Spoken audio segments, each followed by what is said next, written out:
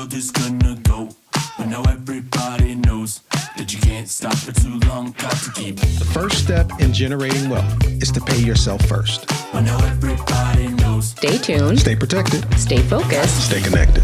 There's a lot of different types of HELOC products that are now on the market, some of them geared towards velocity banking, and that's really good news. This is probably the largest asset you will ever have in your life. Right. Here's some direction and some instruction on how to leverage this vehicle so that you can help yourself, help your family, accomplish your goals. We're not educated that way. We use a strategy to pay off our home in 4 years. Validation of your retirement account says what you thought was a retirement account is no longer one. When I tell you, you're going to be shocked to learn. If you didn't come from a wealthy family, You can make sure a wealthy family comes from you. So it starts with pay yourself first today, Yeah, starting today. right now. Put your money in somewhere secure. It's about the ability to not lose. I will take base hits all day long versus winning and losing. Somewhere secure, compound your money, and then you leverage OPM, other people's money, to exponentially grow it. That's how you generate wealth. So whether you're joining us to crush debt or build wealth, time is the most valuable asset. and we're so grateful that you're spending your time here with us. Got to keep going. Good evening. Get in here. I think you guys are really going to like this stream we have for you this evening. If your retirement strategy feels like a group project, but you're the one doing all the work, you're in the right place. So now that we've established that, get in here. Go tell a friend to tell a friend, hey, this is the place. That's right. Especially if your 401k is trying to carry your entire future and you're just hoping that the math holds up. If that's you, welcome. Get in here. You're in the right place. Tonight, we're going to unpack one of the biggest myths in American finance, one that made us all think that a house, a pension, and a 65-year-old finish line would guarantee freedom. But that map, Well, the math doesn't math. It's And- quite expired. yeah, the map is expired. So we're going to show you what's already replacing the American dream and how to build something better. The original dream was simple, right? Yeah, just- you work hard. Right. You get your, your spouse, you work hard, you get your 40 hours of work for the next 40 years in, you get your great pension, you had your 2.5 kids, you got your dog. Oh, that's about right. So, You check all the boxes, though. and then yeah. once you do that, then what? You retire. That's you right. on. Yeah. We're going to have to just go ahead. Go get it. Yeah. I got it. It's just going to keep ringing. For those of us who are calling us right now, we'd like to invite you to subscribe so that you know when we're live. But we have these boxes to check, right? And so do we miss anything? We miss any of the boxes? I feel like we probably hit them all. Are we still on? Yeah, we're still on. Okay. But I think that what's we're seeing as a trend is where the focus is going on this information. It's not necessarily that we're focusing on a whole lot of solutions. We see a lot of trend and a lot of advice, a lot of coverage of content and so forth in a different direction. And that's one of the aspects that we want to address this evening. We're good? Yeah, we're good. Okay. No emergency. Yeah. Everyone's still alive. It's all good. Yeah. So anyway, what we were talking, what I was just walking them through is what we saw. We saw this video, and it was really where the focus has been going. Mm-hmm. That part alone is almost its own problem that it's carrying on its own. Right. And I think in social media world, there's a lot of facts being spit. Like, meaning, yes, things are tough. Things are hard. We are in a different place than we were 20 years ago or 30 years ago. But who's saying this is what you do about it? Like, rather than waving your arms and saying the house is on fire, who's pointing towards the exit going, here's how you get out. Here's the actions that you take. Hey, stop, drop, and roll, or whatever the case may be. And I think that's the piece that I struggle with is I get it. Things have changed and we're not going back there. So what do we do about it? Like, what are those actions that we take? And so I think that video that you're going to pull up is a prime example of calling out the facts. The fire. Right. screaming about the fire. We're going to watch it. We posted it earlier this week. If you missed it, now's your chance to catch up to what we're talking about. But the point of sharing this is not to just talk about inflation. Right. That's Problem. that's not the point. So let's take a look. How can we afford an $80,000 house? Very simple. Over 30 years, just a trifle down payment, and a pittance of a mortgage, and 2 living parents with a pen. Who can sign? So that clip was from Boy Meets World, and that episode aired in 1999, and I couldn't help myself, so I had to run the numbers. The show took place in Philly, and I saw that the median house price was around $80,000 in 1999. Now, Corey and Topanga were high school students without a job, so they couldn't qualify, but what about the median household income back then? It's $40,000, which is about $3,300 a month, and a 3% down payment on the median house was only $2,400. So somebody in Philly in 1999 didn't even have to save 1 month's income to put a down payment on this house, and the interest rates were around 7%, just like they are today. So with principal, interest, property taxes, insurance, and private mortgage insurance, the total payment was $750 a month to get the median house in Philly, and you're making $3,300. So that's about what, 25%? So a family making 40 grand could take care of their entire mortgage in just 1 week. And then I wanted to see, well, let's just see what happened to the prices in Philadelphia, because we know the averages around the country, but let's look at Philly. $80,000 was the median price in 1999. It's now $250,000. So below the average for the nation, but the income was $40,000 for the median household. Now it's $60,000. So the housing price, even in Philly, went up over 200% in the last 25 years, but the income only went up 53%. So even in smaller cities, metro cities, no matter where we look, I don't think I have found a city in America where the housing and income was even close to keeping up. Well, And I think that's the piece. You're right. It's not 1999, and things have shifted and changed. So what are those actions we can take? What are those things that we can do? Like it reminds, we were just having this discussion before we got on. Like when we think back to the Great Depression, can we all agree that the American dream prior to the Great Depression and the American dream after the Great Depression probably changed? yeah, it's definitely different. The family model looked Right. different too. Right. Yeah, for sure. So this is no different. Like we are not where we were, and based on the climate of things, we need to adjust, and we need to adjust quickly. Yeah. Well, one thing I want to point out though, I love that he was like, hey, houses used to be $80,000. Now they're $200,000. 25 years later. For those who worked really hard to pay off the house as a part of their retirement strategy, let's just let this sit in for just a second. First of all, they didn't pay $80,000 for that house. We know that they didn't pay $80,000. It's the buy two, get one program when you have a mortgage on your home. So you didn't pay $80,000. You paid more, closer to 200, if not 160. There it is. Yeah. And so did you really gain a whole lot if leveraging your home, selling your home, passing it down, whatever it is, passing it down? Sure. Okay. Fair enough. Maybe. But if you're not using it as a tool, and this was just a part of the strategy to pay it off, to not have the debt, the only way that it helps you is either you're staying in it, which fine, fair enough, or now you're selling it. You can't buy a house in 1999 market, right? So now you have $200,000 to help you now. Math still isn't mathing, right? You still have to try to get into a home that's right. 200+% more than it was then. So even if you're downsizing. Exactly. So that $200,000 home dollar amount is going towards a $600,000 home. Yeah. So you're not even able to downsize. And that's the part, is that a lot of people have spent decades following a model that wasn't working back in the 90s. They already knew that it wasn't working back in the 90s. So the point is, it does nothing to just talk about inflation. Be prepared for the fact that things are going to cost more. But just to complain that things cost more today than they did 20 years ago doesn't help anybody, because it doesn't help you afford more, right?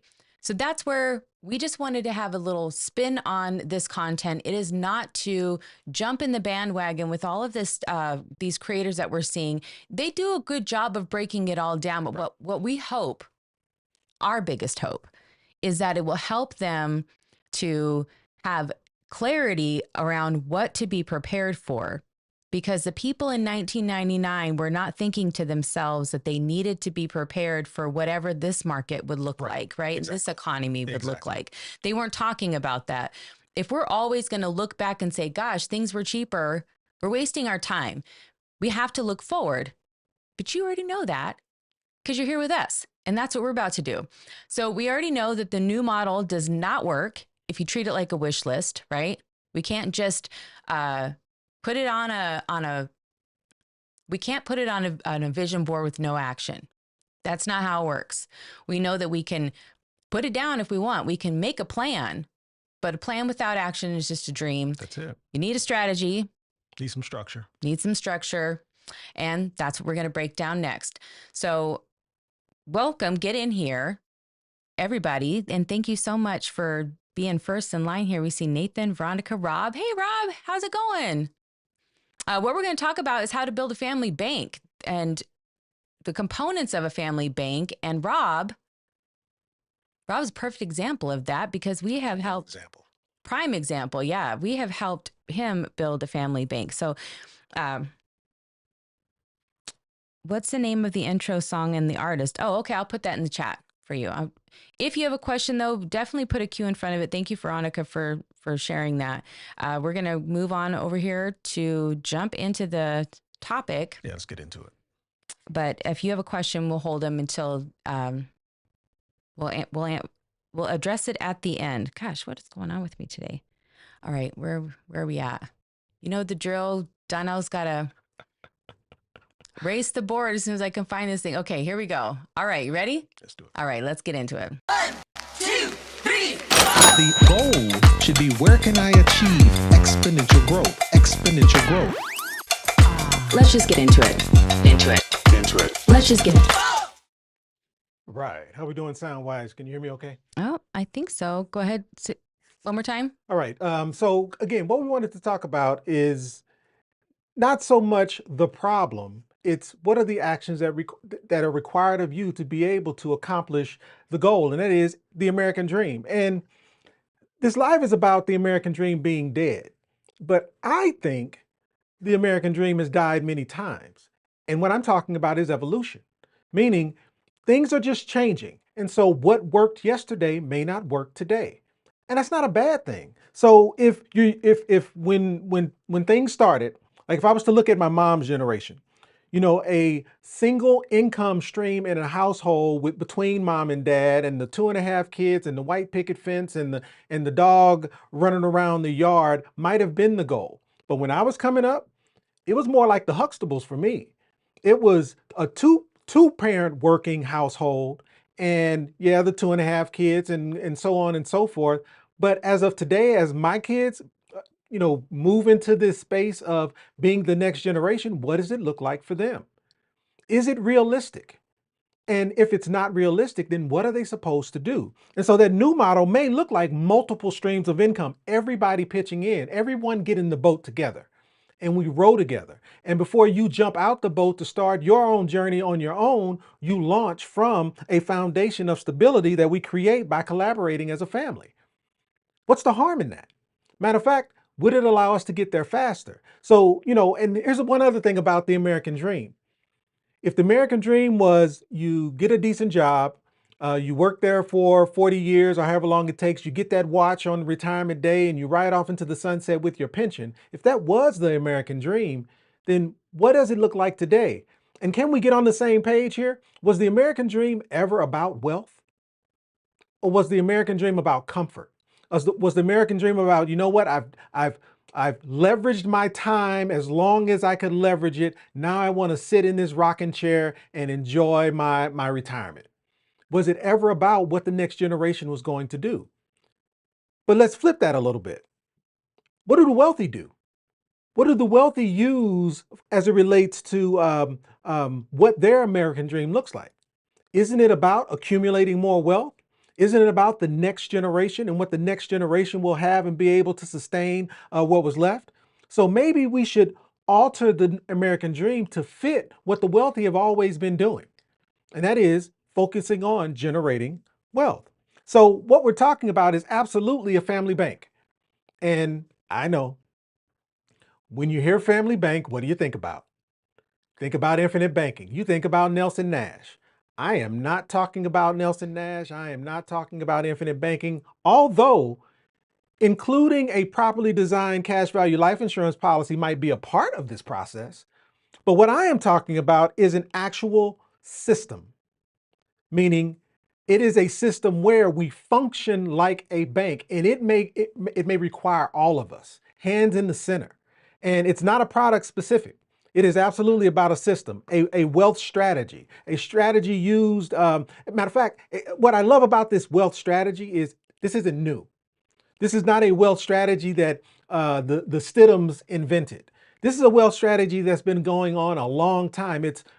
But why hasn't it been a part of or ingrained in us as an American dream for us? Why? Like, who benefits from us not having the same expectations? And it's about generation. It's about putting a dollar amount in position so that it can transition throughout. And let's be clear, family. I get it. Maybe you're single. And this generation is not really concerned about having kids. I understand that too. So maybe you're single, maybe you don't have this family leverage that you're looking to have. Well, let's redefine what I mean when I say family. What about just circle of trust? Who are those people that matter? Who are those people that, you know what? I can't do this by myself. It's not realistic that I go down this path alone. Who are those people that I trust that can allow that we can pull together to build a bank so that we can survive together? Whether that's your roommates from college or the people that you went through basic training with, and you guys align and go, you know what? If we're all going to be successful, we need to do a better job of working together. So it's not necessarily about you and the kids that you have and your parents and grandparents. Maybe it's about your circle of friends, circle of people that you trust. And so what we want to dig into is, what are those 7 pillars that will allow us to achieve or accumulate or build that family bank? Like, what does that look like? And I was thinking that when we put this together, these were just about the pillars, but in truth, I think it does follow an order. And I think if you follow this order, if you do this in this fashion, it may actually work for you. But I don't think you have to. But I think as I go through the different pillars associated with how to build a family bank, I think you'll see a theme. And so the first one being cash flow. Like, if you've been on this channel before, if you spent any time with us, you know we have focused heavily on understanding what's going in, what's coming out, what's left over. Why? Because it's your cash flow that's going to allow you to build any type of bank. So maybe it's multiple streams of income. And I'm sorry to say this, but it's the truth. It's reducing spending habits. It's creating more positive cash flow by spending less. Like, I know that sounds simple, and I know it's not as simple as that, but it has to be a part of the process, because it's positive cash flow that's going to put you in a position to be able to generate and build wealth. And let's be clear, 61% of Americans are living paycheck to paycheck. So how do you solve that problem? How do you fix 61% of Americans living paycheck to paycheck? It has to be either I make more income or I reduce what I'm spending. It's not magic. You got a question over there, sweetheart? No, something that was interesting that happened recently was that you were on a call with somebody and their version of what their cash flow meant was completely different. So that's why I just want to make sure that maybe we re-clarify, even though we're going to do a full breakdown on a different session later, if you could just remind them. Absolutely. And what she's also inviting is my beautiful handwriting. So let's bring it on. Let's do it. If we're talking about cash flow, what does that mean? Well, in order to calculate your cash flow, you need to know your income, like what's coming into the household. And what you subtract from that income is your normal expenses.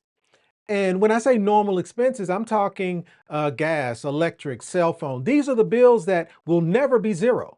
They will never go away. They may go up and down. They may fluctuate. They may get higher. They may be lower in the summer months or winter months or whatever it is, but they're not going anywhere. So when you take your income and you subtract the normal expenses and then you subtract the debts. And when I say debts, I'm talking the minimums on those debts. I'm talking your credit card bills, your mortgage payment, your car note. These are bills that once you are done paying them, they go away.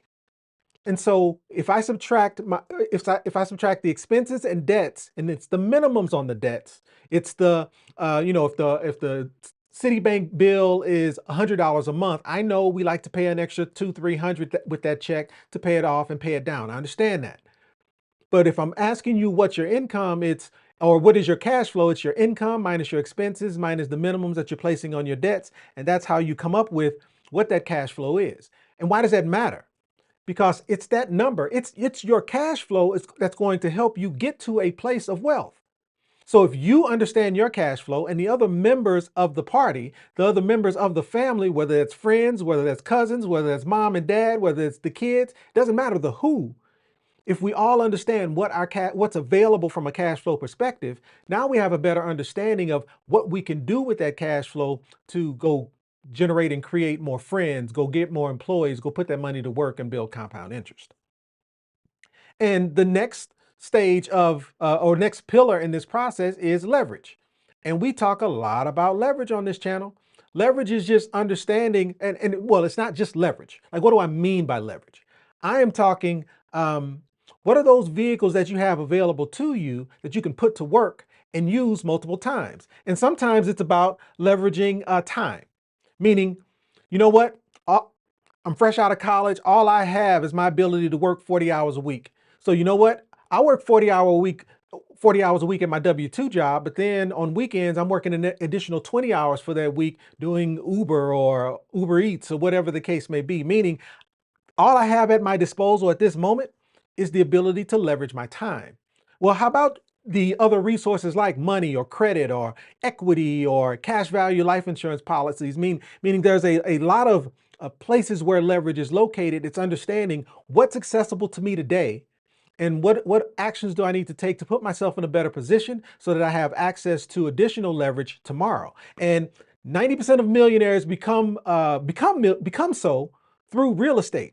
But let's peel that back. It's really 90% of millionaires become so by leveraging other people's money. It's through the use of OPM. So understanding where that leverage, there's already a proven method that says understanding how to use leverage is a recipe to assist you in becoming wealthier than you are.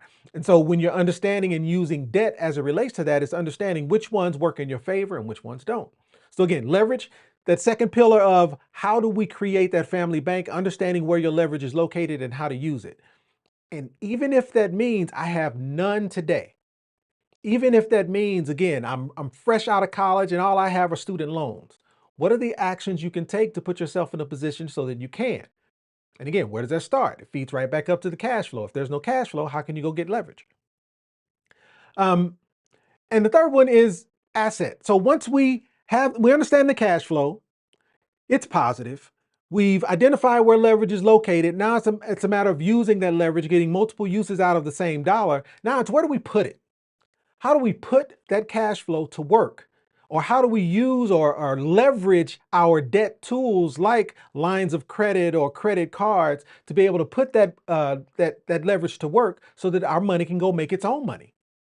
And what are those vehicles? Again, this is not rocket science. This is not, you've never seen this before. It's, what are those passive income producing properties I can purchase? What is that properly designed cash value life insurance policy I can pick up? Hey, can I leverage my self-directed retirement account to be able to use that to be able to personally generate and build wealth or add growth to my asset? Or maybe my self-directed 401k is going to purchase a rental property and I'm going to build and generate Roth-free profits inside of it. Like there's not an infinite list of items available. You can leverage your stock portfolio.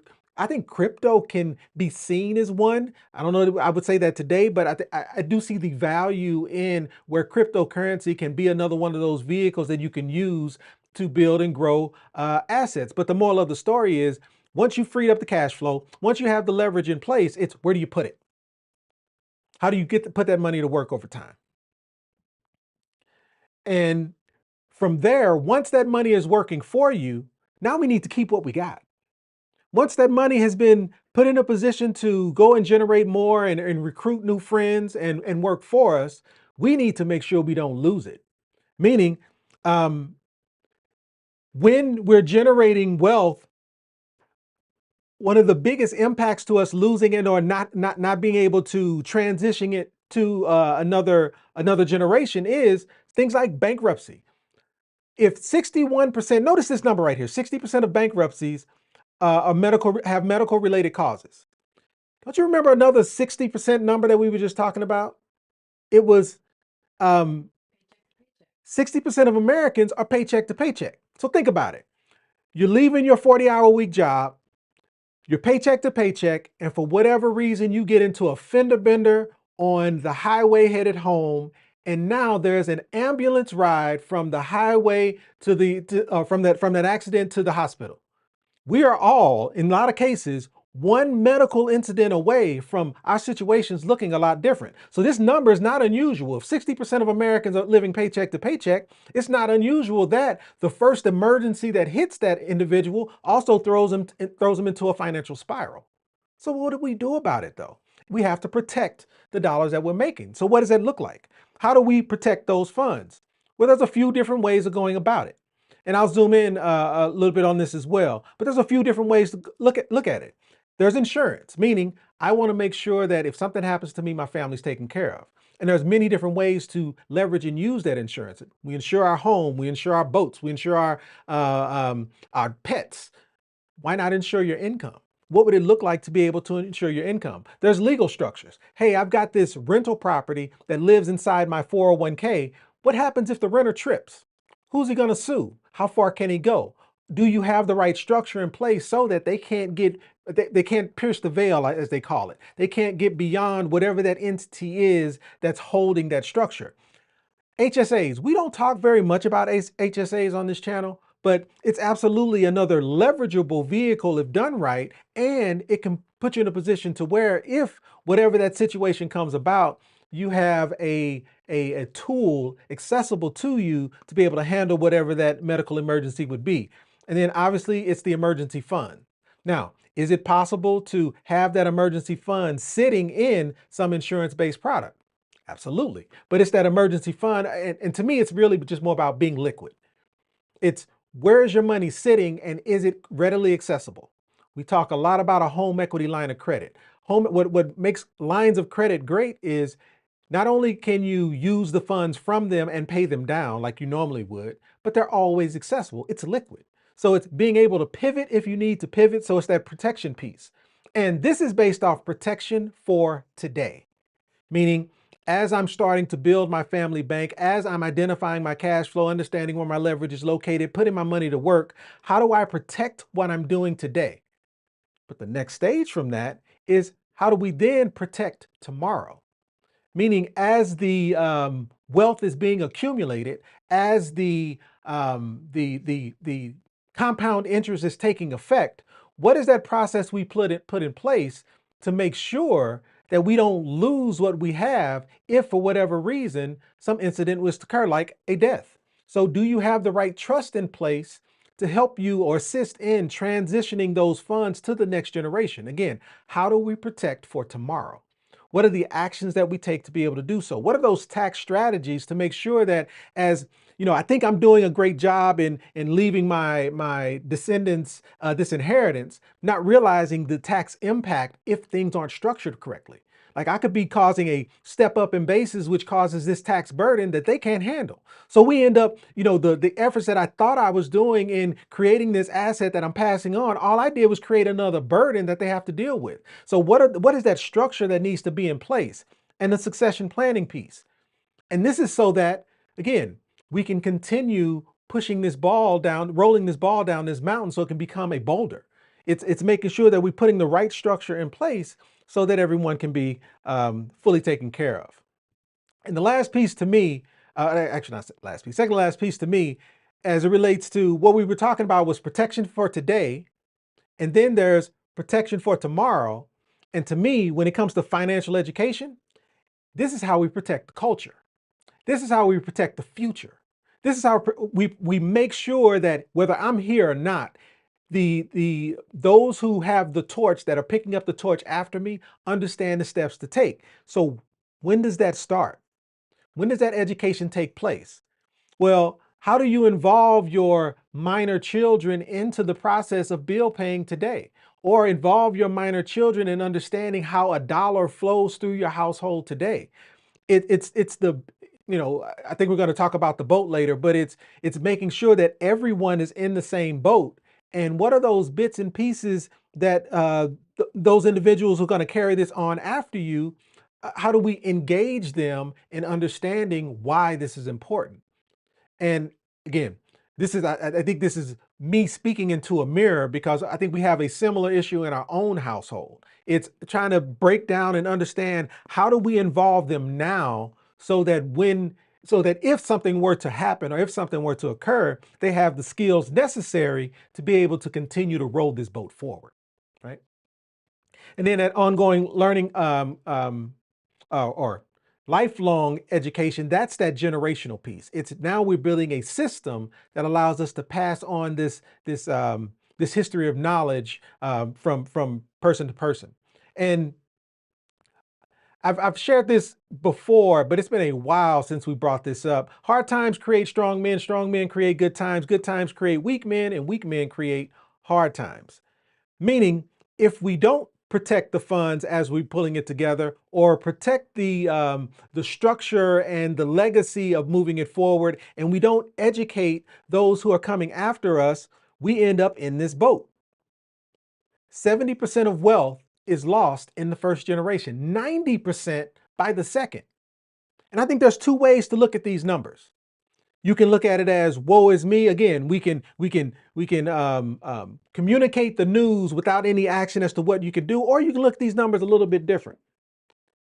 Did you know we are all 2 generations away from generational wealth? 2.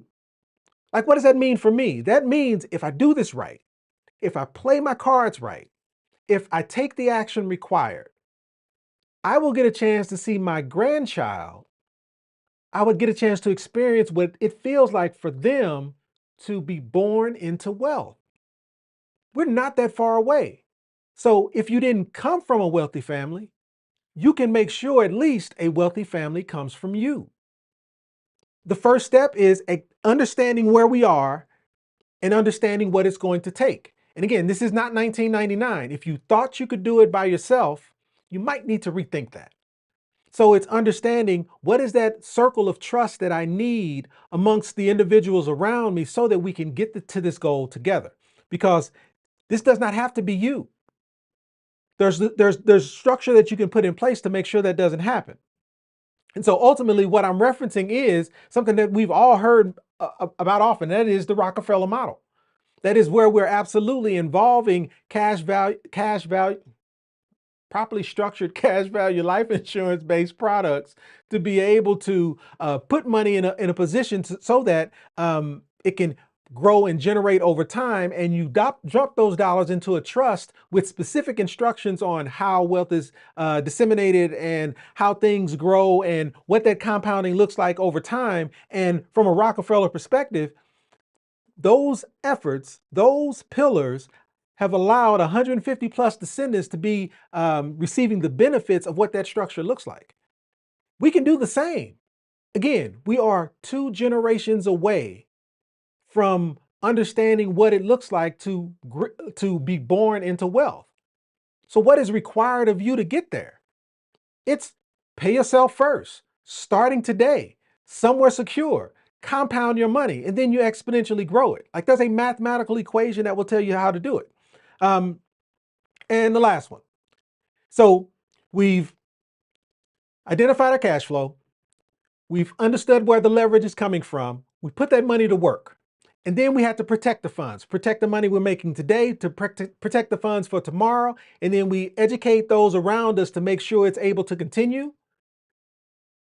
And the last piece is Are we in the same boat together? Are we all focused on the same goal? Because this is absolutely a team sport.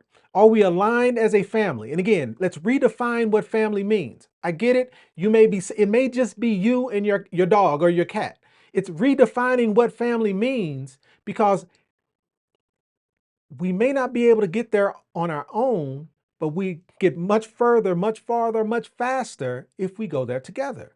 So it's understanding that this is absolutely a team sport. And so maybe we need to transition what the conversations look like at the dinner table.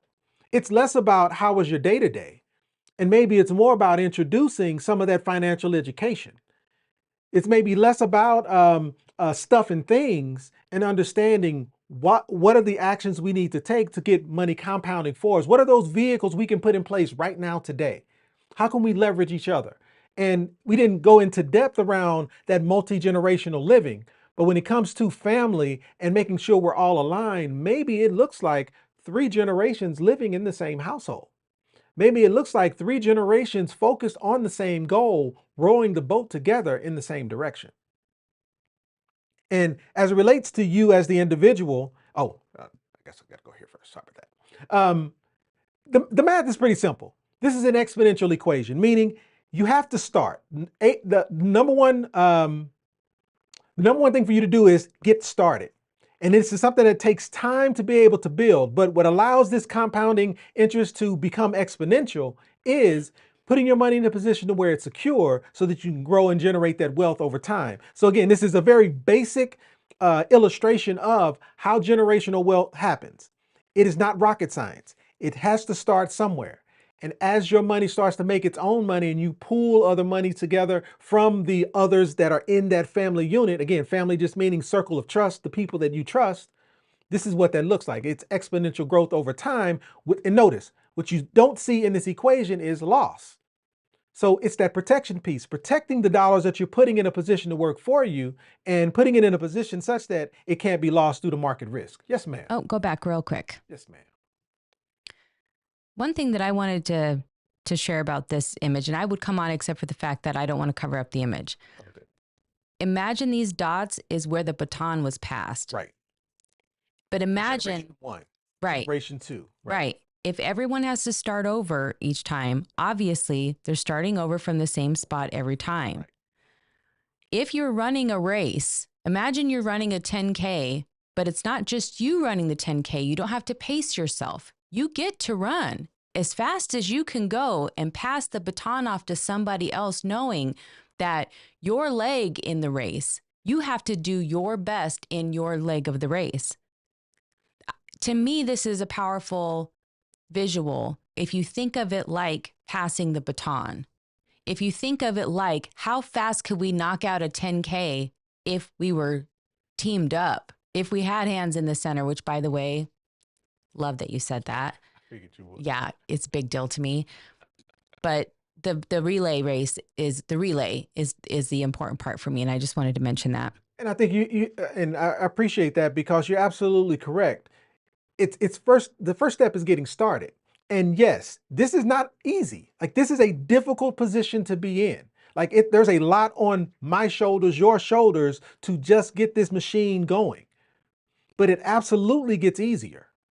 And again, 2 generations away, that's not a long time. And it dawned on me earlier today when we were talking about the American dream. I am my grandmother's American dream. Grandmother, grandfather, both grandmothers, both grandfather. I am absolutely their American dream, meaning my grandmother she was actually tied with a rope to my great grandmother's hip while she picked cotton in the fields. So fast forward to this young man at 51, 52 years of age, I am absolutely my grandmother's American dream. That baton has absolutely been passed.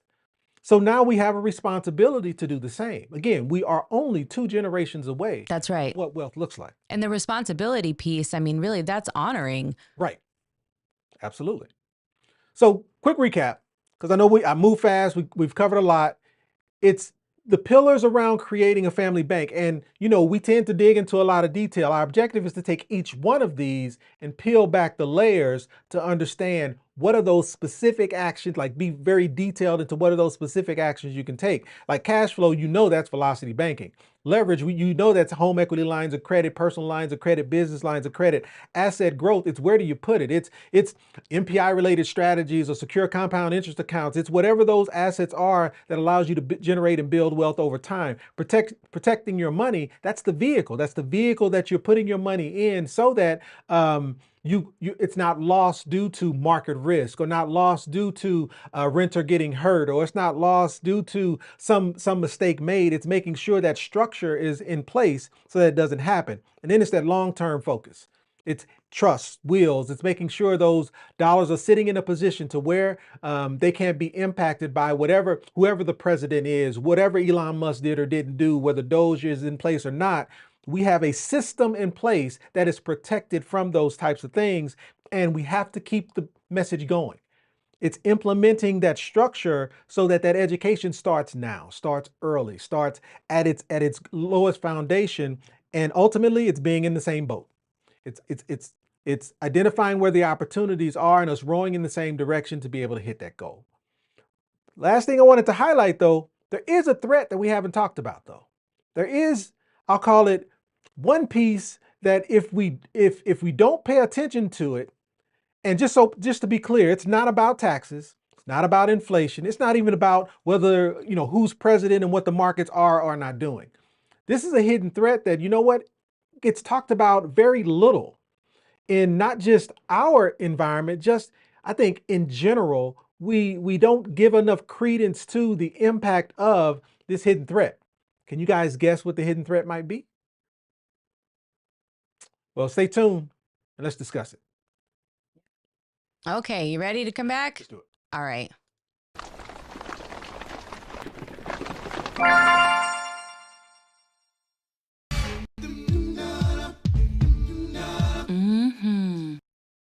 You made it. Look at you. He's getting good at this, guys. First of all, I'd just like to say, wait, what happened here? Something happened. That's weird. I just want to say that I try to hands in the center all the time here at home. Every time we're having a moment and I'm just like, okay, are we hands in the center about this? And I'm fired up. This is like a moment. My entire household is like crickets. Blink, blink. We're definitely not going to be hands in the center because you just said hands in the center and now we're all cringed out. And that's weird. Don't say hands in the center. But for you to say that today, I was over here like, he just said hands in the center. I was so excited. That was a moment for me, y'all. And we just shared it together. So thank you. Of course. Of course. I see you. I see what you did. So the threat, though. Yeah. Because this is important. We've talked about a lot. And the thing is, this threat deserves its own live stream. Yeah. This is pretty much never mentioned in any book, by the way. Not a course. You can't get a course on this. There's no financial blueprint. There's no appointment that you can make about this threat. And what's crazy is it's completely silent. If it's present in your family, which it's very likely, I'm almost willing to bet it's probably in 95%, if not a higher percentage. I would agree. Of households right now. And if it is, it's already compromised. And think of it like a crack beneath the surface that if you don't see it, if you don't address it, if you don't fix it, everything you build on top of it will fall apart. The family bank only works when trust, transparency, and shared vision lead together. And I think, let's hold that. Trust, transparency, and vision lead together. Yeah. The trust that we're talking about, though, isn't the kind that you set up with an attorney. It's not a will. Yeah. That's not what we're talking about, but that's where we're going. Because the thing about it is, it's related to family. Again, that circle of trust. Who are those people that are in the boat with you going in this direction? And if there isn't ideal, significant, solid trust between those individuals, you want to know the fastest way to lose wealth. I'm sure it's, what was it, 90% by the second generation? Yeah. Well, if we were to start today and there's a lack of trust between she and I as it relates to how we're going to build what wealth looks like, we're going nowhere. Yeah. We it does deserve its own stream, or video at least, and we plan on putting that out to really break it down. But we want to just invite you into having a conversation because this is so emotionally charged to talk about. It's not something that we just want to put on a list and say, and this element here, this is far bigger than most people are willing to give credit for. Matter of fact, I just had a conversation this morning where this ended up coming out of that conversation. And it's just something that lurks in the background. It's, I don't know what's going on. Why can't I get this person on board? Has that been you? Sometimes it's, I've been trying to tell my kids, right? My kids won't listen to me. And I think this was an aha moment for both of us. It's emotional credit. And if you think about your credit score, it's easy to make the walk that you are not even going to walk into a bank and ask them for anything if you don't feel that you have the credentials and the credit, right? If on paper you do not look like it will check out, you're just taking a risk by applying. But most people wouldn't, they understand and they wouldn't even put themselves in that position, right? Right. It's emotional credit. It's the currency. Trust is that currency between you and I. That's right. It's going to make sure we stay on the same page. Yeah. And so what is your emotional credit score? Do you know how to assess and kind of take inventory, if you will, or run your emotional credit score?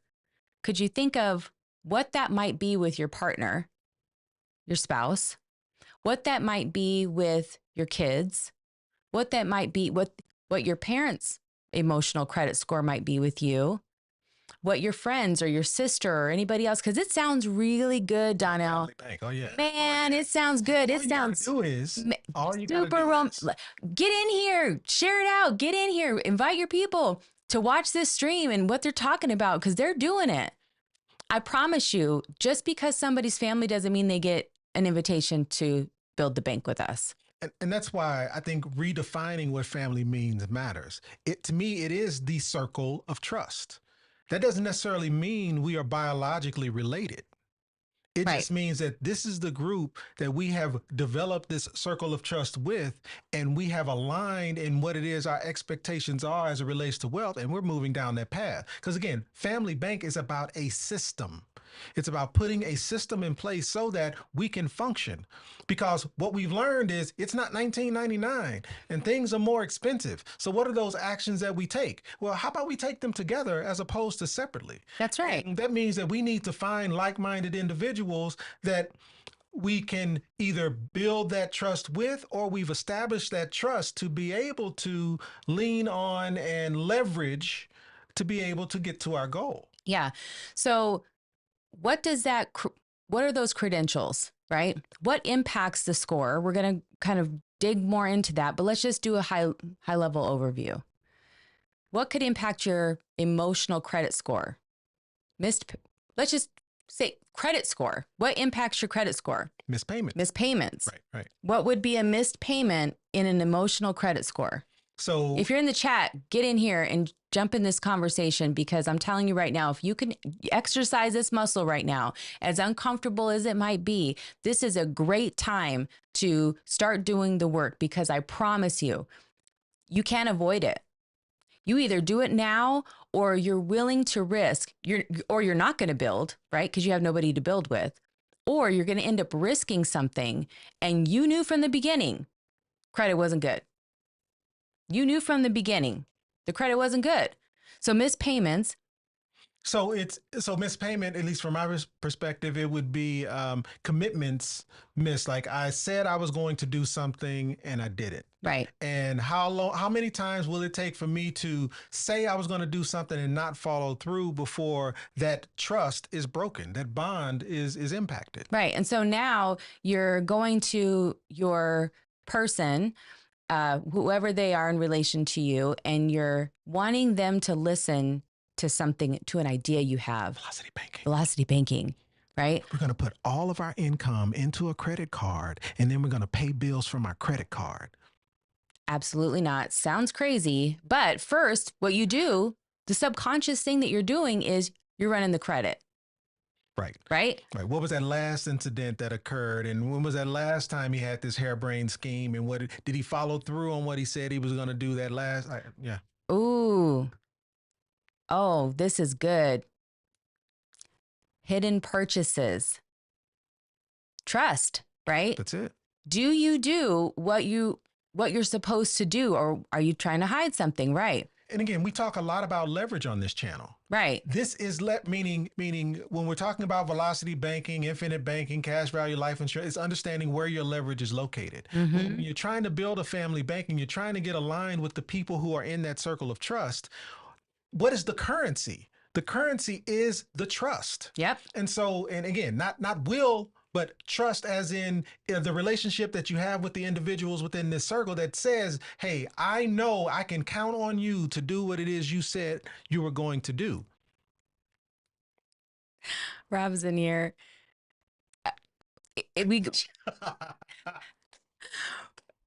Poor Rob. Rob, if you have just joined us, Rob has effectively set up his family bank. And so what we appreciate is we have watched families go from what the heck is my husband or my wife talking about to now they've joined together and now they've started their mission and now they're on a mission, which is a completely different level of all of that. We couldn't be more thrilled, but it doesn't mean that we've never really addressed like the root of the issue. We've said, okay, how do you get on the same page? Get in the same boat. We've talked about those kinds of concepts, but what's been on the underbelly the entire time was this emotional credit score. Right. So the leverage, being over leveraged, do you take more than you give? Right. Are you over leveraged? In the relationship? And it could be parents to children. Right. Now, obviously, in most cases, deservedly so, it would be over leveraged kids to parents, right? But as we are talking about building this family bank and now these children are becoming their own adults, is there a shift in what that looks like? Am I still telling you to take out the trash? Am I still following up behind you like you were 12? Or are there added responsibilities and you're carrying them? So now we can bring you into more discussions because we trust that you know what actions to take. So it's absolutely. And then if it's somebody who is willing to take, but man, it's a lot to get them to give.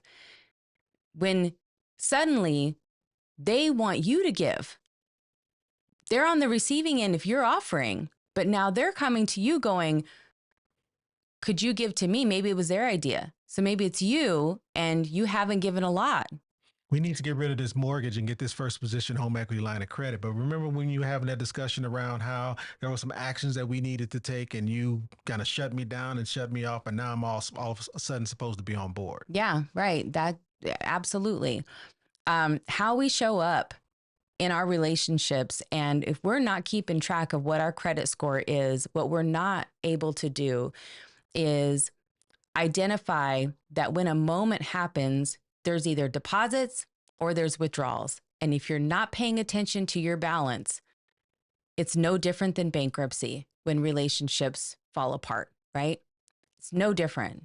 And you don't get another chance with that particular account again, right? You might be able to get a new account at some other point. Maybe you had to go through something to reconcile that account, but there were bumpers put up, right, for you to make good on that you were going to do what you say you were going to do. we do this with the financial system. This is the important part. Most people can get on board with this because it's very rigid in the financial world, right? Right. There's the rules are the rules. The person that you're dealing with most of the time has nothing to do with the rules, so they can't change the rules. But when it comes to people, suddenly we can take advantage of each other. We can be over leveraged with each other. Somehow it doesn't matter. But I think, and I would love to know, does your credit score reflect the health of your relationships? Do you think that there's a tie? Because I think that it probably does. You probably have great relationships or strong relationships if you also have a strong credit score, because I think there's an integrity piece there. And I think there's a mindset piece there, right? I agree. And I think there's just a way of life. Probably not 100% true. So don't come for me. Yeah. Emotional bankruptcy can be devastating. I'm just trying to put it up here. I have a question for the chat and for you as well. Okay. So trust. Do you think trust is earned or is it given? Oh, Because again, in the scope of Family Bank, in the scope of everyone getting in the same boat, in the scope of yes, I have gone through an emotional bankruptcy. And now I am trying to transition to get back on the same page. Is trust earned or is trust given? I don't know. I wish we could have put up a poll for this. So let me Yeah. give you a separate example. And hopefully I can do it without a lot of words, but Oh, go ahead. Yeah, go ahead. Because this dawned on me as I was taking a shower today. So hopefully it comes out the way it was going in my head as I was showering. And that is this. Okay. Went through the 2008 crisis, short sold home, blah, blah, blah, credit score bad. Coming out of it, I had one credit card left, and that was the original Bank of America credit card that I got with Bank of America. The next one that I got was from Capital One. So I had a Bank of America credit card and a Capital One credit card. And See where you're going with this. I continue to do velocity banking, and my credit score went from 504 or 509 to 620 to 680 to 720 to, I think as of today, it might be 850. I don't really care because I only need my credit score to be high when I need it. But my point is, it's probably about 850 today. That original Bank of America credit card, the credit limit that I have on that Bank of America credit card is about 80 grand. Back then, when I originally got it, it was probably $1,000. So from 2014 to now, that's a significant jump. My Capital One card, I got it at $1,000. It's still $1,000. And every time I apply for a credit limit increase, I get denied. So I've taken the action to improve my credit score. I've been doing, and again, you can see it. You can see the graph as it goes up, and it is improved.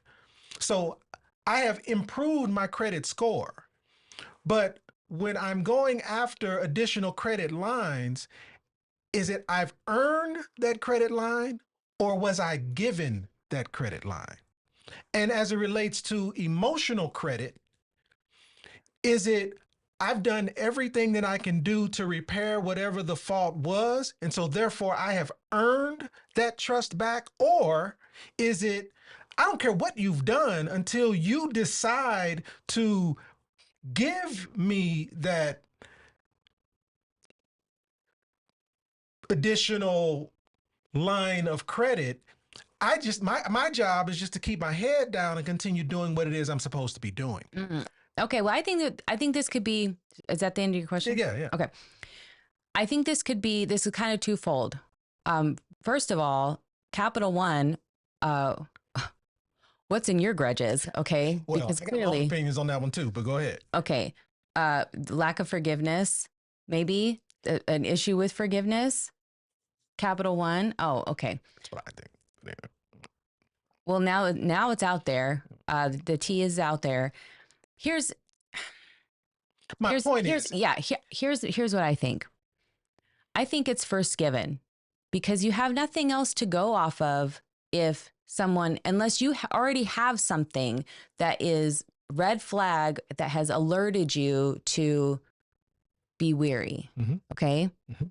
I think you give the trust in the agree. beginning. I agree. That's the only place that trust could be broken is if it was first given or I agree. present. 100%. Okay. All right. So, And I also liken it to mom giving birth. That child that was born is automatically like that. That's to me, that's the definition of unconditional, because there is no reason why this child has done nothing, but you give it everything because you unconditionally trust and love Yeah. this bundle of joy. yeah. Right. And that's the honeymoon period for most people, right? Right. You are all in. You are like, I don't even care if it rains today. There could be nothing that messes up my day because I'm on such a high. So it's given. Yeah. There was no requirement to be earned anywhere. Right. But let's take it to parenting, keep okay? going. Because I'm going to tell you what, one blowout all up the back in the car seat, all of a sudden you're like, that unconditional love gets tested, right? It does. Trust gets broken because now you can't trust this little thing to just be cute all the time. It could be a bomb that goes off at any moment, especially when you're trying to get out the door. And so now there's trust issues, right? Like, are you going to be okay? Is it all right? Okay. I'm going to trust we can just get to the doctor's appointment without the blowout, right? So I think that was actually a really good example because I think that is where like the anxiety and the stress, but in the very beginning, it too is just very blissful, right? It's given 1,000%. And I'll just give you my answer. Is on board with me here? As they keep coming in, I'll just give you I believe trust can only be given. I don't think it can be earned. So somebody's like a gatekeeper. Hold on. I think there absolutely is a gatekeeper. Okay. Because who did I break the trust with? So you don't get to decide. I do not get to decide whether or not I have earned the right to get in this boat with you. Okay, so the bank, same thing here. That's it. You don't get to walk into the bank and say, I got an 850 credit score. This is why I qualify. Exactly. I deserve this line of credit at this amount because I have done everything that I'm supposed to do. If that was the case, my Capital One and my Bank of America would look the same. Yeah, exactly. Can we speak to the manager? So at the end of the day, it's given to me. Yeah. And I think from an emotional credit perspective, it's only given. Wow. Exactly. So my job, your job, right? Your job is to do your job. Meaning, I can't think about whether or not what was broken is repaired. My job is to be accountable, take care of my responsibilities, and move forward as though that's the focus. And then when trust is given, then I accept it, and it's my job to not break it. How do you know? Again. How do you know though? And I think that's the reason I bring up the question, because if trust, I concluded that trust cannot be earned, is what I concluded. I could be wrong, and I'm fine with being wrong. We should do a poll. What do you think? Put it in the comments so that we can know. Is trust earned or given? And what is explain away what you think, and if you have a different opinion on this, there's a lot of people who do have opinion. At first it can be given, but if it's broken, it will need to be earned back. Okay. And it'll be a lot harder the second time around. Who decides once it's been earned? Yeah, it's such a good point though, Cynthia. Did his explanation or his share, did it change your mind about that being able to earn it back? Because I think Sequia said something similar. Yeah. Do you want the mouse to pull it up? When it pertains to money, some people can't afford to give trust without someone earning it. Well, to be fair, the bank never says like, oh, you're just starting to build credit. Here's a whole bunch of leverage. Do you? They actually do. They do this if you enroll into college. So if you have a young person, 18 to 24 years old, and you want to hack on how to get them access to better terms for credit and more. They don't have to use it all. That's not the point. We understand that, right? If you want that hack, they need to sign up for at least a semester of community college. They will get the offers and they'll be able to get offered. They'll have offers that other people will not, simply because they are enrolled in school. But we got to peel that back. Why? Why? Yeah. Oh, different stream. Why is Okay. that? Yeah. That's a good rabbit hole. Because, I mean, but you can't just leave it out there.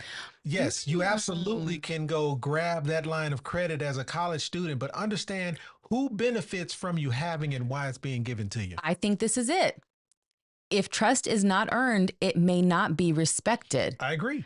And that's exactly why they give them, because they want them to go into debt as much as they can, as fast as they can, because it's going to take them 10 years to pay off whatever they did during that semester, right?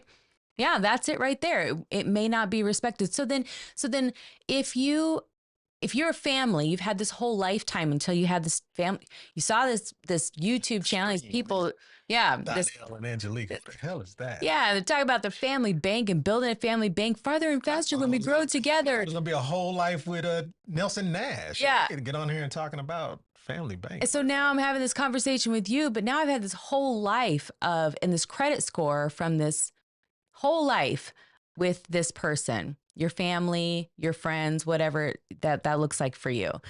And now you're trying to have a conversation like, listen, what they're talking about is legit. That part we know for sure. We know we're right about this. We know that this is where not only is this replacing the pursuit of the American dream now, it will forever be the very difference between someone who makes it and everyone who has to start at zero every single time. And the bar just keeps getting farther and farther away every generation. We know that this is true because the wealthy have been doing this like this system has not broken them. They don't care what the market does.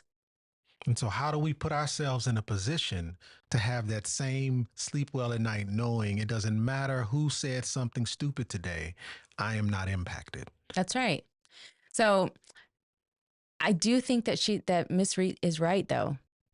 The respect part is, do you respect trust enough to just say, wow, I'm going to do good with this? Most people do not. And I don't know that this generation coming up is any different. Well, we've given them a lot. And I got to go on the other end of that. I think when trust is given, the person that gave it is now exposed. Vulnerable. Right? Ooh, yes. And so you're right. Yes. Once trust has been given, yes. If it is not respected, yes. Guess what's going to happen? But I go back to, was trust earned or was it given? I believe it was given, and the person who gave it is 100% exposed. Trust is given more times than earned. Yeah, I think that I'm not going to bring it up with the comments here. We really appreciate these shares because I think it helps other people who are having this same conversation. This is an uncomfortable conversation to have too. And what we're talking about is trying to overcome 2025 prices. Like, understand where we started. This conversation started with, what are the actions we need to take to overcome? And I have a visual that I've brought up many times for those of you who have spent a lot of time here. If you want results, if you want abundance, you need the right knowledge, you need the right vehicle to put your money in, and you need to be the right you. And in this case, what we're talking about is it needs to be the right family. It needs to be the right circle of trust in order for you to accomplish that. And you talk about education and education being passed on generationally. How about emotional literacy? Or, yeah. Right? It's what are those pieces to this puzzle that has to be, like, you can't put that in the trust. How do you put that in the trust to make sure that got to put trust in the trust, right? That is being passed on, and it's that education piece. It's having those free conversations around what this looks like and how do we get there. Yeah. Rob says, the way I calculated Donnell's explanation, trust is free, but it's up to you how much I charge you in the future. There's a rabbit hole there because I agree with you. I agree with you Should we go there? because that's that earning part. Yeah. It's you climbing back to get back to where you were. Or how about this? Maybe the relationship actually dies the way it used to be. And actually, we're starting a brand new relationship Come on. with a whole nother level of what trust looks like. This part right here. You want to talk about it? Go for it. Well, maybe we should save that part. Well, we'll just, Donnell and I, we like to say that we've had many different relationships because we've had to grow. And in growing, in changing, we've had to get rid of some versions of ourselves. And I like to think of it kind of like the crab who, when he's ready for a new shell, he starts getting really uncomfortable. He can't just grow a bigger shell. Can't make his current shell bigger. He has to get rid of that shell to then grow a new one. And that's been our relationship, right? Lots of different shells and learning that as we grow, sometimes sometimes one of us gets more uncomfortable than the other. Right. And we do. And sometimes those moments of like resistance or headbutting or frustrating times, that's us saying it's like our ego's last cry to stay in that shell, right? And one of us is going, you can't. You got to get in the boat. You can't get in the boat with that on. When we're riding at dawn. Get it off before then, right? Right.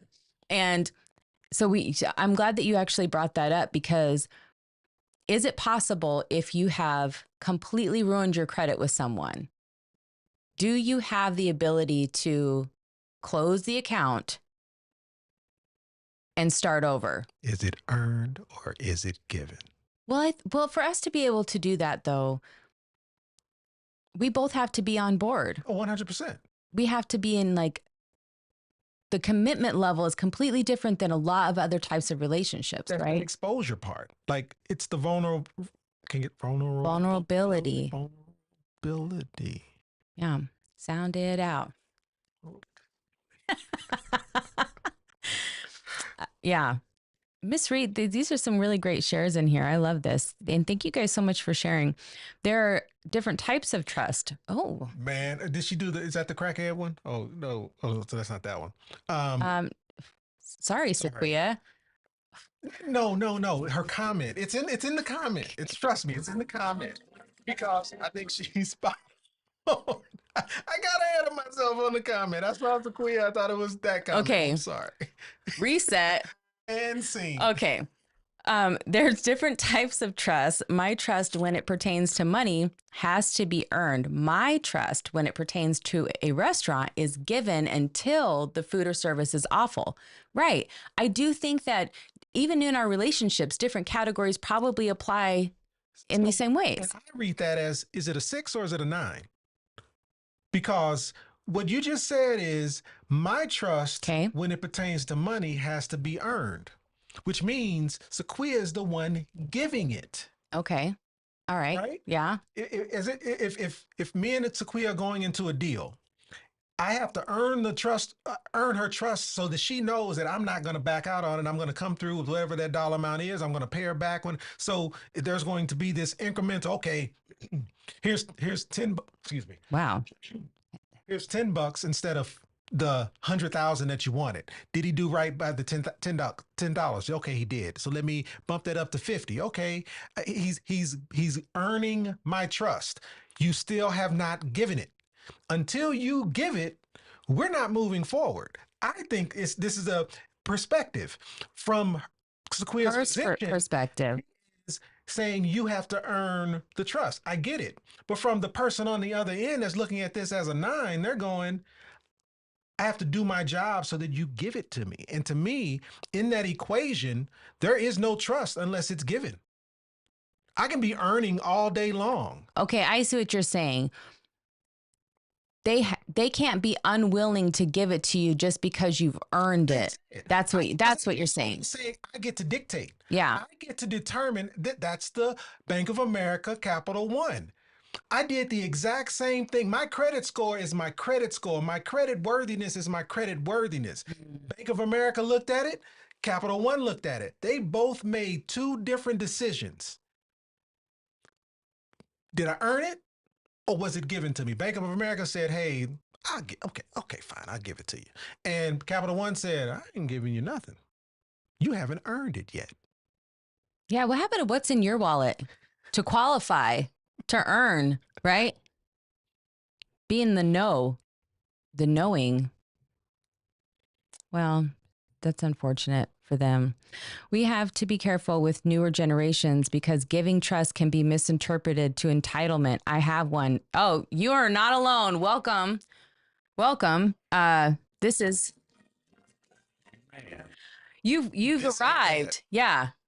Yeah, welcome to This Ain't That. Trust is entitlement is not a trust value.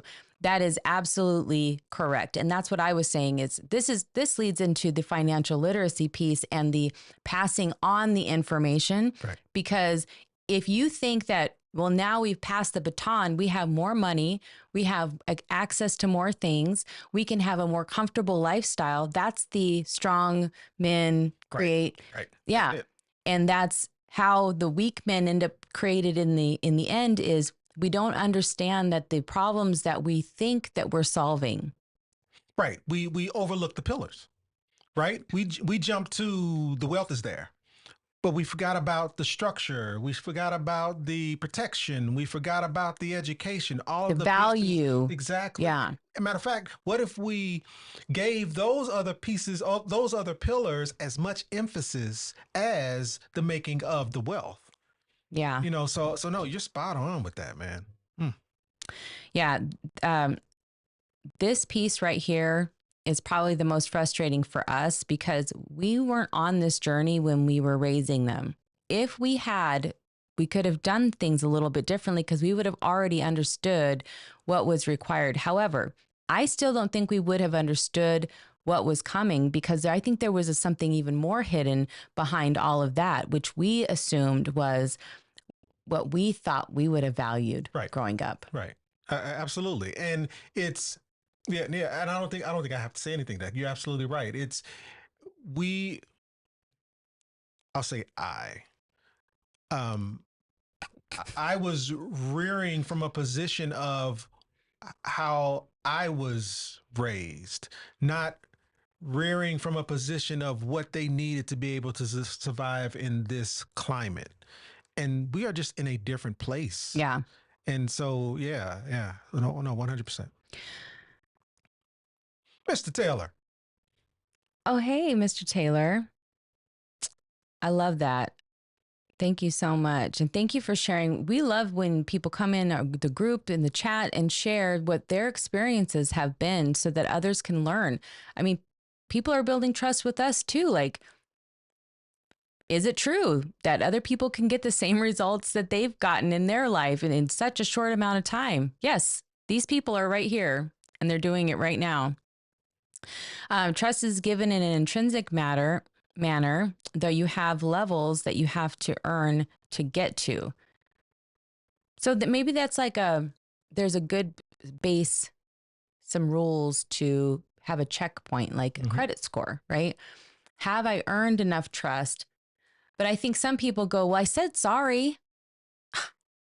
I said sorry. So why can't you just forget? Like you're holding on to things, right? You have a forgiveness issue. I said sorry. So can't we just move on? If that person continues to do the same thing over and over again, were they really sorry? Did they really understand how it impacted you? And every time you swipe the card and you don't pay, right? And they go, I said sorry.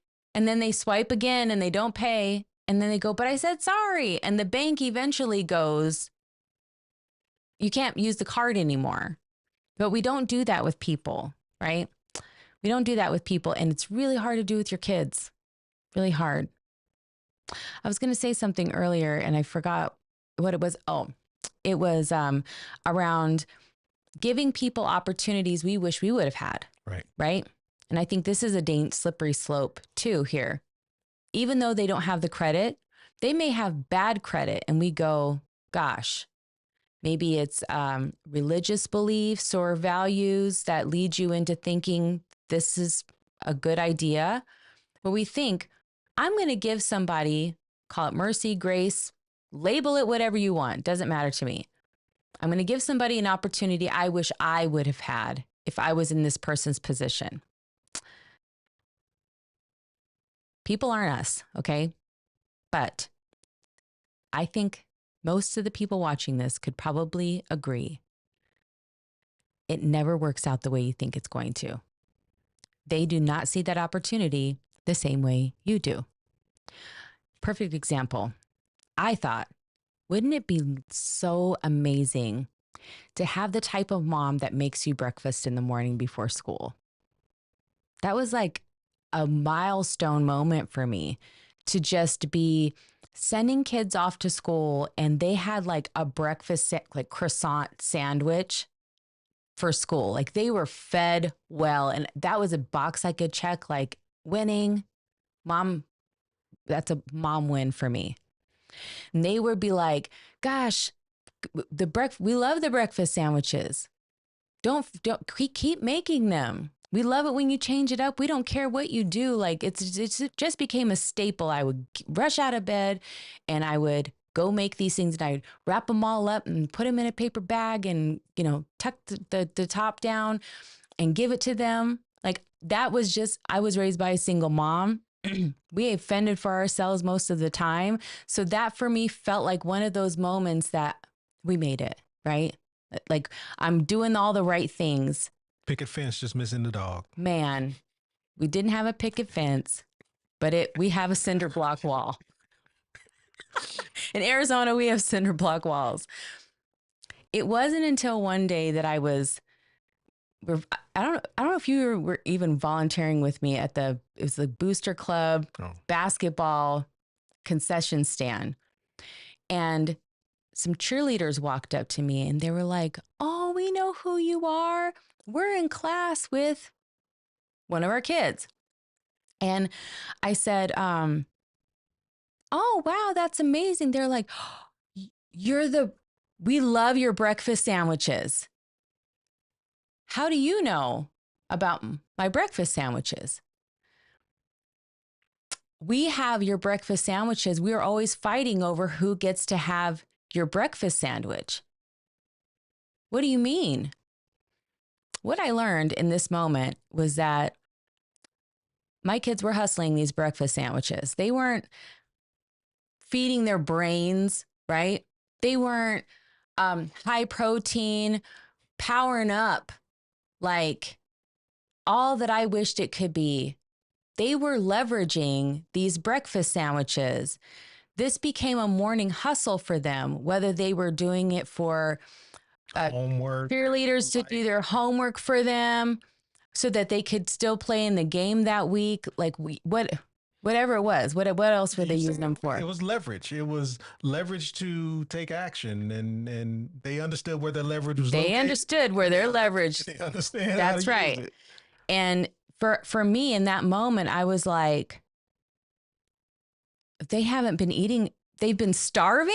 Like I've been getting up early. I am making the eggs. Like I've got the I've even got silicone molds to make sure that they fit on the croissant from the store, right? And they're not even eating them. And I thought, gosh, this is a fail, because they didn't understand that even though, yes, it's leverage, they understand leverage, like that part is separate, that we could be proud of that. Because I am. They have an entrepreneurial spirit about them. Maybe you could look at it that way, okay? But the other part was we missed something that was key, which was if you don't feed your brain, you're going to struggle to do your homework, son, right? It was that you have to take care of your body, and having a cheat code is different than cheating. And being able to get something done faster and more efficiently is different than cheating. And that was the part that we missed. And we missed the opportunity to catch that. So we didn't know how long it had been going on. And while other parents were laughing, you know, I was sitting there like, first of all, my breakfast sandwich is that good. I was like, wow, it's kind of a big deal over here at this high school. Hi, I'm the breakfast sandwich lady. The other part was, I'm so sorry that we missed that, because we got to see later on where that miss had symptoms throughout. And because we weren't on this journey back then, we couldn't see what we couldn't see. And so now we have to go back and reprogram. And it's a lot harder once some of these concepts have taken root, right? They've grown their own roots. And so we have to dig it up by the root, and it's much more difficult. So the concept about entitlement, I think we caused some of that, is my point. This generation, we had conveniences and comforts that we wished and dreamed we could have had. And they've had just had access to a completely different life than we did. Right? That's it. And we wanted that for them. That's the truth. And so it goes back to, what's the goal? Yeah. If we want a different result, then we have to be willing to take a different action. And that's why this topic is so important, because, again, it's not tactical. It's absolutely very internal, and it starts with you, and it's identifying where are those deficits in those relationships that you're wanting to be able to build that family bank with. And let's put those things to bed. Like, whether it's earned trust or give trust, I think at the end of the day, it doesn't matter. It's how do we close the gap so that we can get to, make sure the boat is rowing in the same direction. Yeah. I like this from Marie Webb. Hey, y'all, just hit me that everyone has a trust criteria. So it's very, very possible that in your own family, you'll have your own trust criteria. I'll have mine, your mom, my family. Right. Everybody's right. He's right. Yeah. Exactly. So having this conversation, though, to first say, like, I got to clean up my credit. You might think that you have good credit, but, you know, according to this, 'cause I agree too, you could have a different credit score with one bureau than the other, right? And I do think that this is the most important. I know that this is the most important element of the family bank structure. And it's missed. Yeah. It's never talked about. You can't go into this without having this, not just this conversation. You got to sit here for a moment. So when you were talking about changing the dinner conversations, changing conversations when you get together with your family, making time to have these conversations. I remember we sat down with some family. We don't have to say who it was. We sat down with some family and we had this conversation and we shared the vision. And we quickly learned who was ready to have that kind of conversation and who wasn't. And we paused and we said, okay. Reset. But we kept building. And then we said, okay, we want to have another conversation. They said, oh yeah, because they needed something. Oh yeah, let's have that. Remember the family bank thing? Yeah, give me some money because I need money from the family bank. Yeah, let's start that now, that family bank thing. And we were like, yeah, that's not how it works. It's not how it works. But if you want to have the conversation, right? If we want to decide what is and is not negotiable about this type of structure and thoroughly discuss it, we're on board too, because we know that everyone can heal, right? Oh, okay. But everybody has to be on board. And that's probably a good segue into the boat video. Let's do it. All right. So who's in the boat with you? We talk about this all the time. We use this concept because of this story. And I think it relates so well to what it is that we're talking about tonight. So I just want to, we've figured out how to give away the boat. We're about to spin to give away the boat. So if you haven't jumped in the chat, we can only do this when we're live. Jump in the chat if you've left a comment. That's the way that it goes tonight. And Sequia, little PSA before we get started here. Please hit the like button if anything has, if you found value in anything that we've talked about today. Please hit the like button, share it with someone, and subscribe so we can do more of this. Come back on Tuesdays and let's do more. Okay. We haven't played this video in so long now. Yeah. I don't even know what to tell you about it. Really, the truth is, this has been in the fabric of how we have been building our machine. It is a mantra that now has become at the center of everything that we do. It's a beacon of clarity for us to recall and regroup. Recalibrate. Yeah, recalibrate. Yeah, our compass. Yeah, that's true. All right, so in just a moment, let me get queued up here. If you've left a comment, if not, leave one before this video is over. All right. Nope, it's not going. Here we go. In 1998, a British rowing team dreaming of the Olympic gold found themselves ranked 7th. Their focus had always been on the competition day, but they realized the keys to reaching their highest potential were hiding in the decisions that they'd make over those next 2 years. Faced with two obvious choices, continue their current path and expect the same result, or give up, they discovered a third transformative option. They united under one guiding question: will it make the boat go faster? Every decision, every action was weighed against this mantra. If the answer was yes, they could or would have to do it. If the answer was no, it was forbidden, non-negotiable. Prior to the competition, this team was doubted and ridiculed, but no one knew what they had been doing. And once they hit the water, they were nearly unrecognizable, achieved their pinnacle, and won the gold. So we ask you, What is your goal? What are you willing to do to achieve it? will your story feel unrecognizable, even to you? Are you willing to light your beacon and stay focused, stay committed? Is your story non-negotiable, or are you waiting to find out how you ranked? Your financial future is not a game. You are only competing with yourself and those in the boat with you, your family and the many generations to come. Will this make the boat go faster? A sounding alarm, a beacon of clarity amidst turbulent life decisions. It's not just about speed, but direction, purpose, and an unwavering commitment. Every choice, every sacrifice aimed at the goal. The first agreement this team made was to become fully self-directed, making their health their wealth, adopting a new perspective on their time and freedom, and the decisions they could fully control to reach their goal. Will we make your boat go faster? That is our pledge to you. Our mission is to arm you with knowledge, strategies, and insights to ensure that not only you reach the goal, but you do so long before your race is over.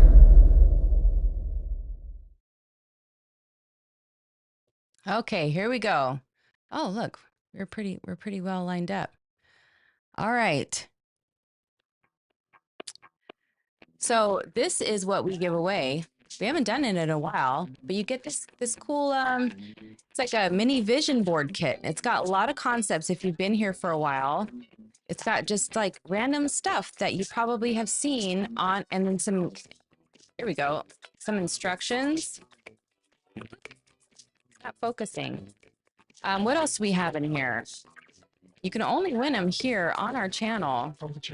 Oh, we've got just little stuffs to go on your board, the signal, you know, to remind you to stay focused, stay committed, keep going, just stay encouraged. We've got lots of fun things, but the most important thing, reason why Donnell went and ran and got this, is because inside of here is the boat. And our giveaways have evolved over time, but inside of here, it's probably too loud.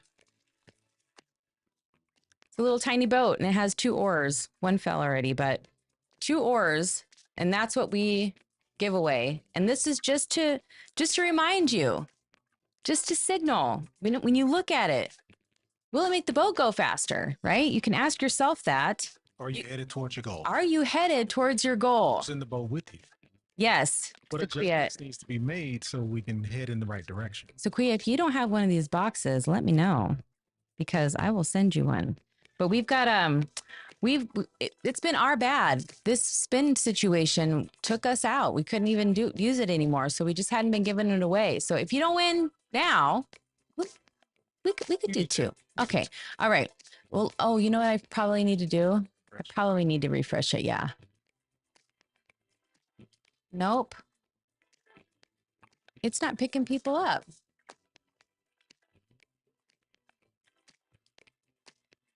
That's weird, right? Because I see a bunch of people's names on here. Let me refresh one more time. Hold on, guys. Because if your name's not on here and you know it should be on there.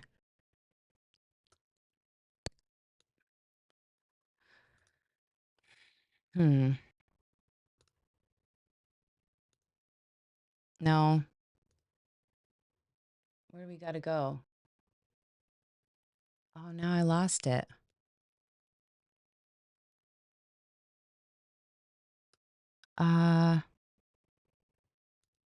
Well, here, you go through the comments or something. No, it's saying.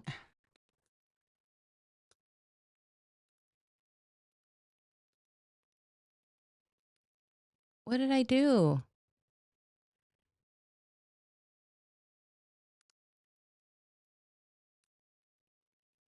No. I cannot see with this thing. Okay. Sorry, guys. Stand by. Yeah, we'll get it. I just don't want to make, I want to make sure everybody has the opportunity to, and that it,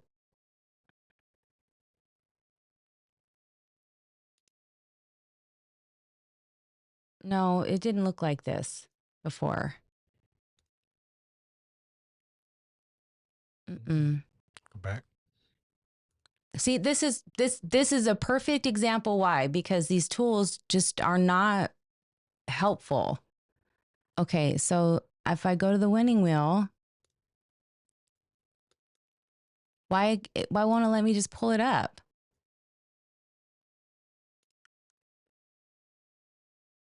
YouTube.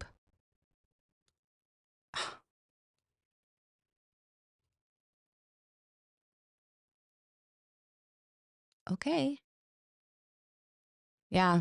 Well, now you guys can see this is why it's hard for us to use these tools. That was the issue we had before. Yeah, we got to figure out something else. They want to act like they provide solutions, but then we are sitting here doing this. It's very frustrating when stuff isn't working. Spin it though. All right. Well, here we go. We're just going to spin it as it is. Maybe it'll add it as it comes in or something. Oh, maybe it's got a rule. No. Oh, we're not going to mess with it anymore. That's what we're not going to do. But now you guys understand. Maybe it won't allow you more than 10. 10 out of 10. Maybe I'd logged into the wrong account because I know we were paying. Maybe I stopped paying for it because it wasn't working. I don't know. We'll figure it out. All right. For next time. But I think that was a good call. That's probably more what it is. Okay. If you won a vote before and you want to give it to somebody else in the chat, just put their name. And it didn't do the confetti. Rob, you won. Of course, Rob. All right. We're going to remove Rob now. So, woohoo. Need a celebration sound. Who's that?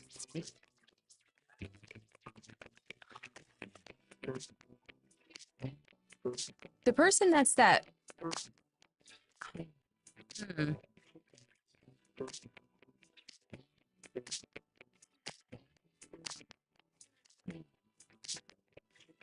Oh, I think it's who is this person? We will remove them. Veronica. Here, we're gonna remove that person. Right?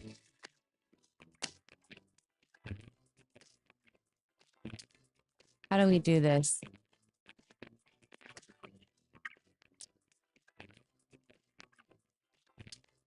Veronica got all this stuff. She's got the cups. She's got the Alma.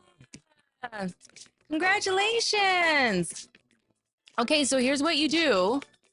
You go to, gosh, this is a mess.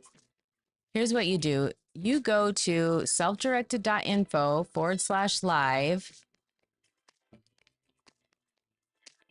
It says to download the guide, but also you go there if you've won the boat.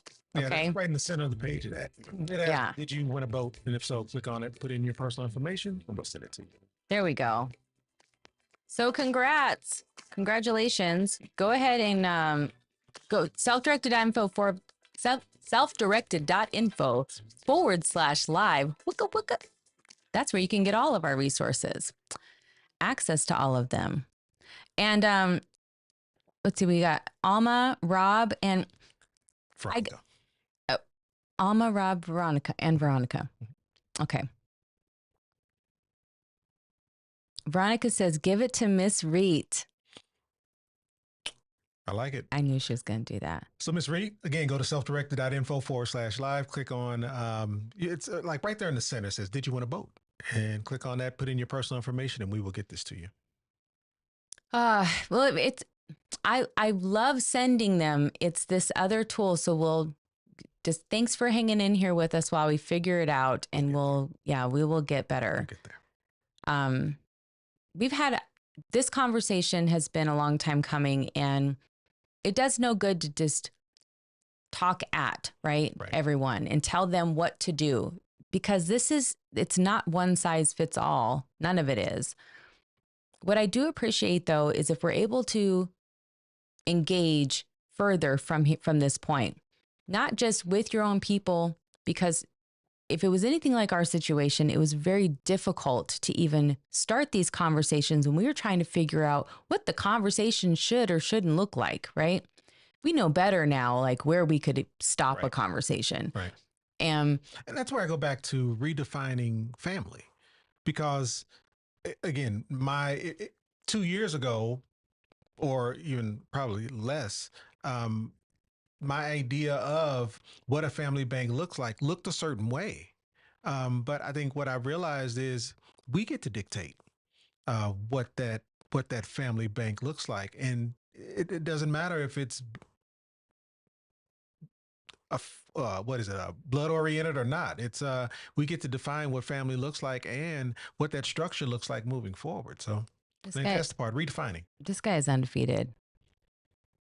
I'm going to show you his post from earlier. I was going to bring him up, but I'm going to show them to you earlier, because he said that your first word, here's how it started. Nathan said, math is Donnell's second language.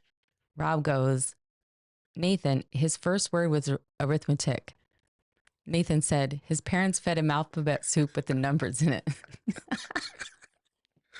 Man, if Campbell's heard that, they could remarket the whole can of soup. Here's what will happen. That's so funny. These guys, we really appreciate our community. All of you, really. It helps us get the message out to even more people. And we couldn't do it without you, that's for sure. I was going to say something. Golly, what was it?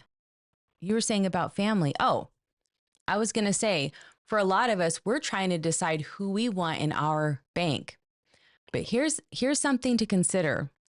To include our kids, right? All of that entitlement that we're struggling with, all of the things that they don't want to listen to us about.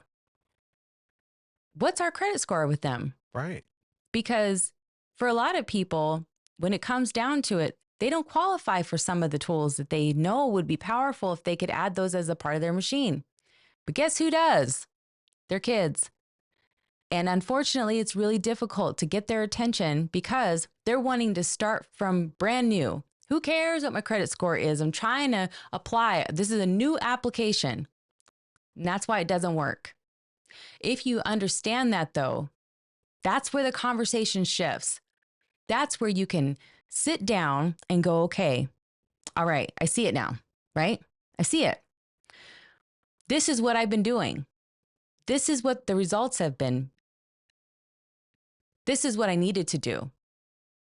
This is where the position I put you in, but I'm now seeing it. When you can articulate the problem, the impact, and the path forward to a solution, instead of only dismissing and minimizing the problem and the impact and only moving forward to solution, right? No entry. Changing the conversation, though, because you have this powerful perspective now. You're able to go in and say, not just what are people's credit score with me emotionally, what's my score with them? It doesn't matter if you need to leverage this person, if this person needs to leverage you, that part doesn't even matter. I think we can better assess the quality of our relationships, the quality of the decisions that we've made, right? The quality of our integrity, Right. by what our score is and being able to do that math and really look at each thing like it's an account, like it's what do you look like on paper, essentially? Because if you don't do this work now, you can't expect anybody else after you to do it either. You can't expect your kids, your grandkids, your niece, nephew. Maybe you don't have kids, and this happens to be, it's just a part, generations, you're a part of to your point, you made your own family. I have a sister that I have a friend who I call the sister that I got to pick out for myself. And I think that's along the same lines of what you were talking about in terms of she wasn't born my sister, but if anybody saw us together, we are more sister than me and my biological sisters. Yeah. And so I do think that we get to decide. I mean, well, heck, we're family and we decided, right? Yeah. That's it. You guys are family and you decided to join our self-directed family. So don't keep this to yourself. Share it with somebody else, and we'll continue to roll out this Family Bank series because we hope that we will get this in under the roofs of everyone across America so everyone can start to repair, assess, and build for their own family. Okay. Let's do it. All right. We like to always close out with, if you didn't come from a wealthy family, You can make sure a wealthy family comes from you. so stay tuned, Stay protected. stay focused. Stay connected. I'm Angelique, And I'm Donnell. and our goal is to help you. Get self-directed. And to do that, we have a ton of free resources. Time is the most valuable asset and resource that we have. And we are so grateful that you're spending your time here with us. We hope you'll come back next Tuesday, 5:30 Pacific Standard Time, 8:30 Eastern Standard Time, and all the standard times in between. And join us back here next Tuesday so we can finish this conversation. Thanks so much for spending your time here with us, guys. Thanks for tuning in. See you next time. Hey, before you go, we want to remind you that becoming fully self-directed means gaining complete control over your wealth, time, and freedom. It's not just an idea. It's a framework, a mindset, and the power to make informed decisions to secure your future. Being here means you're taking those steps, and we want to thank you for allowing us to guide you. We believe that we grow farther and faster when we grow together. So tune in next time and tell a friend to tell a friend. We've helped thousands of people just like you start their journey to financial freedom. And if they can do it, you can too. And if you're ready to learn more, we got you. Get a head start by grabbing these 2 free books. But how do they get them, Donnell? Head over to my website where you'll have access to a few things. A ton of free resources, case studies, and over 100 5-star reviews from people just like you. And in 15 minutes, we can explore what's possible for you. So don't wait. Invest in what you want, when you want. But first, let us help you Get self-directed.